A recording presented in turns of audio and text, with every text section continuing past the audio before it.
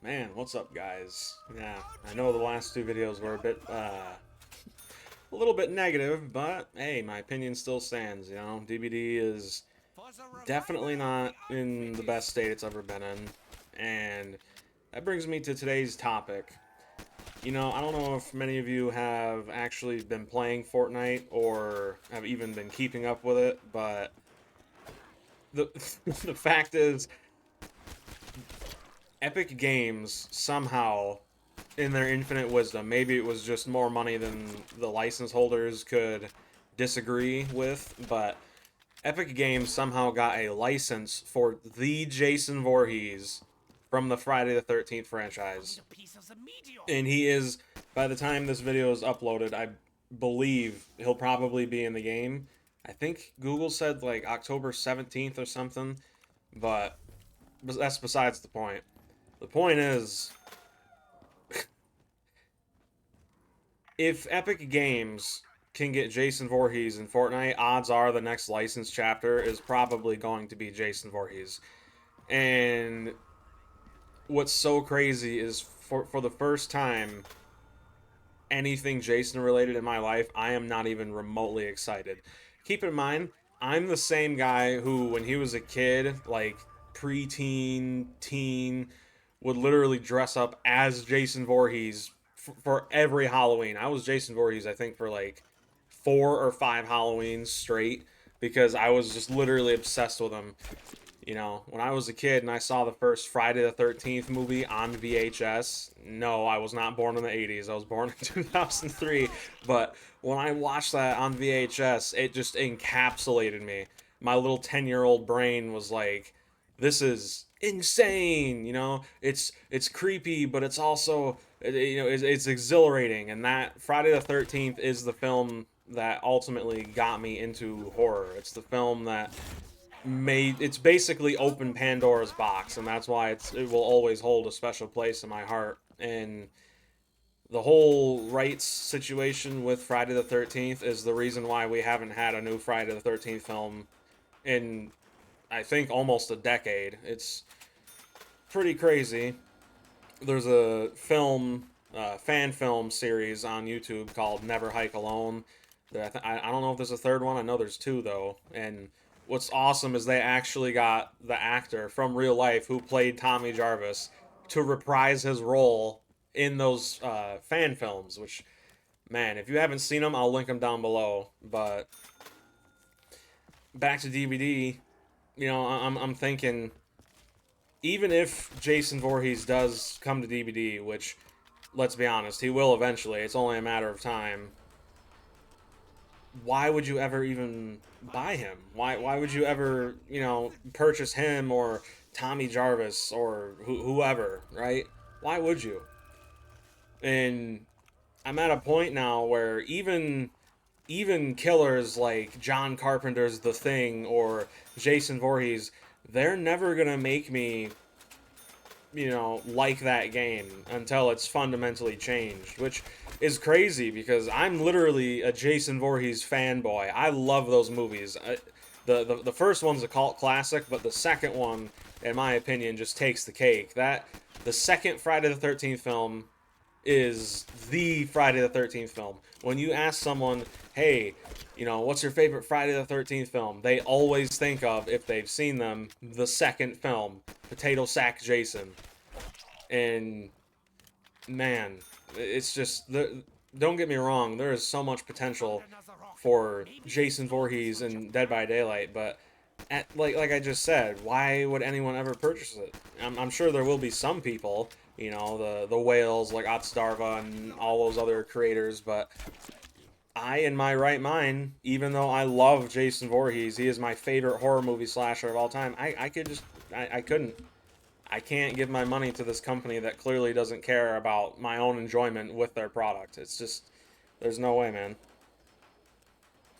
And here's another thing too. After they do add Jason Voorhees, which, like I said, let's be honest, it's gonna happen eventually. It probably is going to be the next licensed chapter, but let's say they do add him. What then? I mean, Jason Voorhees is really like the last big license that they could add to DBD. the last big license that, if they don't balance the game properly or they don't know what direction it's going in, could very well be the last license in that game's lifespan. Well, meaningful one anyway, impactful one. So my question to you is, if he does get added, what happens after that? I think the next most popular killer would probably be John Carpenter's The Thing. I know a lot of players, including myself, for the longest time have wanted a killer that could blend in with survivors, and then jump scare them pretty much, right? And John Carpenter's The Thing fits that description perfectly. So, yeah, I don't understand. I truly believe that these next 2 years, 2 or 3 years, will determine the fate of Dead by Daylight because, man, that 9.2.0 update, it really showed behavior's true colors. And in one of my most recent videos, someone actually made a comment saying that the developers at Behavior, they aren't the ones actively making these changes. Rather, it's the shareholders and higher up executives who are seeing all these complaints online and are basically passing down information saying, hey, we got a four-man Swift on Twitter who's crying that Freddy Krueger just, downed him with a pallet, remove the ability to do that. I'm like, okay, well, which makes sense. It does. It makes sense, but at the same time, you know, I don't understand why they're even listening to these stockholders to begin with. They're going to lose money if they keep listening to these stockholders, and they already are. There are some people I know who are just, after the whole Myers rework and everything like that, they're just not buying anything in the game anymore. And I'm at that point too. I'm not buying anything in this game. It's just not happening. You know? I believe the last chapter I bought was the Alien, and that's gonna be where it ends, because why would I support a game or a development team that actively, makes playing their game a living hell? It's not happening. And I truly do believe that this game needs a serious, serious overhaul when it comes to every M1 killer, or just every killer in general, really. You know, this is meant to be an asymmetrical, quote unquote, horror video game. It's more of a slasher now, which I'm fine with, but there is no reason killers should be getting smacked in the face with lockers, flashbanged, literally flashbanged, blinded by flashlights, and, stunned by pallets, especially killers like Jason Voorhees. This dude literally is an undead, vengeful spirit, kind of like the Onryo, kind of, actually, but it just doesn't make sense. And then you have killers like Nemesis and Xenomorph and Wesker, who are literally biological weapons, and they care about a middle-aged woman stunning them with a locker? Give me a break, man. It's just, I feel the devs need to either buff killers across the board or make it so, especially in Swifts, there's a perk limit for squads. Meaning, if you're running a four-man, all of them get 1 second chance perk and one generator related perk. The rest, up to them. You get 1 second chance, you get one generator perk, you get one exhaustion perk, and one aura perk. There you go. Because there are so many games where you literally get put with a four-man and they have dead hard, decisive strike, they have all of these ridiculous perks. I could go on and on, but it's exhausting. And they literally just bully you. And you as a killer feel powerless, which defeats the entire purpose of playing killer. If you as a killer feel powerless, then how are you even a killer at that point? You know what I mean? It's it's different if it would be a one-time second chance, like decisive strike or dead hard, if those were the only things you had to deal with, but you don't. And behavior needs to do something to remove this bully aspect of the game. I'm not saying killers shouldn't be punished for doing bad things, like literally tunneling someone out of the game at 5 gens, but At the end of the day, the only people who say that are bad are the survivors themselves. Don't get me wrong, tunneling sucks. Yeah, it does. And I don't like to tunnel either as a killer main. But at the end of the day, that is a viable strategy. And we all saw how that went down when Behavior tried to remove it from the game. People started to intentionally tunnel because they hated the change. People will literally tunnel out one survivor and then just sit in a corner and basically as a form of protest. And can you blame them?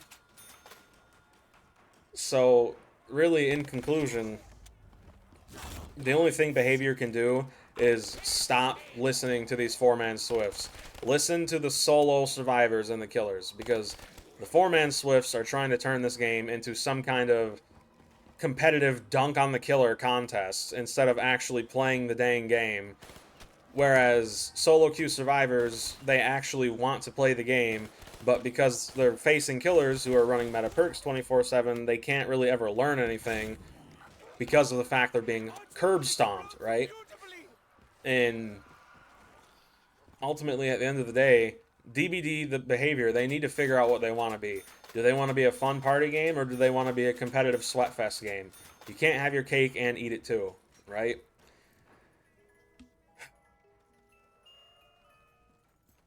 Honestly, DBD in 5 years, oh my goodness, I don't know. I don't know.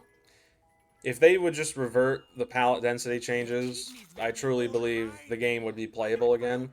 But the reason why you're seeing Black Ops 3 on screen right now is just because I'm not playing it, you know? I'm not playing Dead by Daylight. Why would I? I have no reason to. Unless I'm literally someone who loves pain. I believe that's Nihilist or something like that. I'm not playing that game. I'm just not. And at the end of the day, it doesn't matter how many cool licenses you add to the game, it's not going to change the fact that no one, for more than like 30 minutes at a time, wants to play the game. Especially as older M1 killers, you know? It's just not fun. It's not. And I think it's kind of bogus that Behavior has basically just reduced the killer role as being a NPC role where you just make survivors feel like they're bullying, a good killer. Make survivors feel as if they're being chased by a killer, when in reality, you as a killer are just left feeling like a helpless victim while you get head on, you get decisive striked, you get dead hearted, you get flashbanged, you get flashlighted. It's you get last stand over that last stand really isn't that big of a deal because it's only a one-time thing, which I think should be the case with Dead Hard and all the other ones.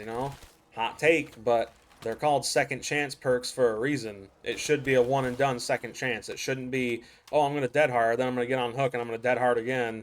And you know, honestly, I could go on and on, but I really just wanted to emphasize the fact that even if Jason Voorhees is the next killer added to Dead by Daylight, I am not giving Behavior my money. I'm just not.